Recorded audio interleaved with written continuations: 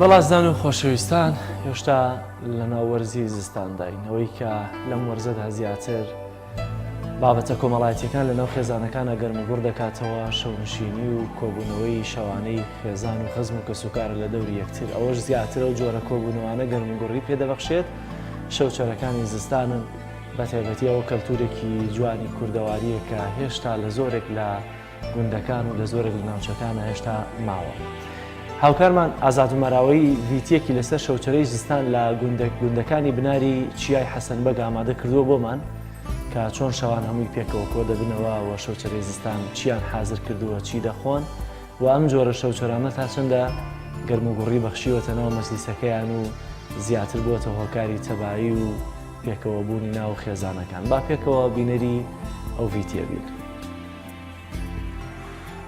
گوندی هەسنانە لە بناری چیای حەسەنبەگ لێرە خزمان و دانیشتوانی گوند شەوانی درێژی زستان بەدەم شەوچەرەوە بەسەر دەبن. هەموو شێ ئەو بەزم بازاڕێ هەو شۆرێک نەمرن شەوکە دەکەن حاجەوی بینێ شەوکە دەکەن کاک ڕەمەزانینە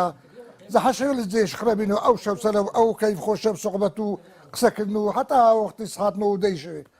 هیچ کەسە چونە ماری خۆ ئی هێلەکەوە بەرێ بەردەوام بە تاسە لە خوای بەزادی بی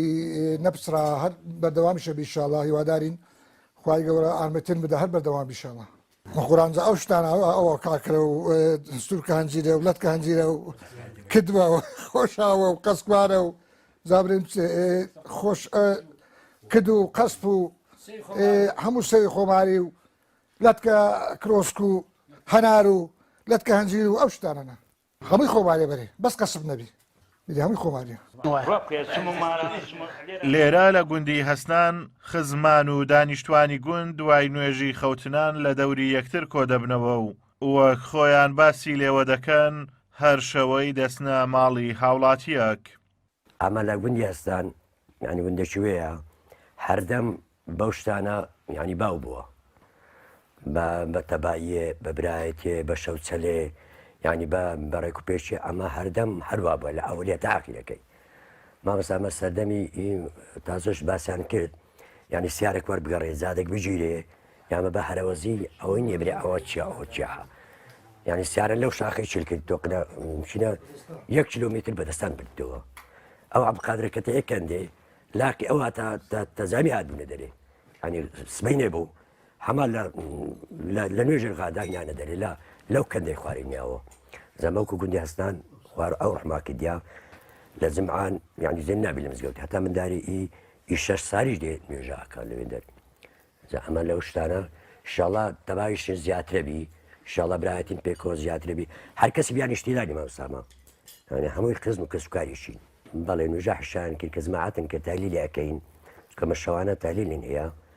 تالیلا خۆ ئەەکەین زائیدی شەوێ هەر شەوێ لۆ ماڵێک چی سڕێ سڕندانایە هەر شەوێ لۆ مارەش ئەسینە تا دەوری سەعات 9 دەی لێ پارەدەنەوە پێکەوە قسەینە خۆش و ینی سوعبەت و مەولایە سەلی و سەلاوات گوتن و حەیران گوتن و ئەو شتەکەی کە سعات دەوێختی خەوێدا کەشکی لۆماری خۆچین هەر کردووە و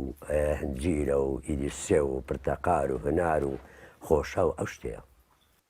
شەوچەرە و یاریە کوردەواریەکان یەکێکن لە دابوونەریتی کۆنی کوردەواری بەهۆی بەرەو پێشچوونی تەکنەلۆژیا بەشێک لەم دابوونەریتانە بەرەو نەمان چوون بەڵام لێرە و لەوێ لە بەشێک لە ناوچەکانی کوردستان زیندوو دەکرێنەوە.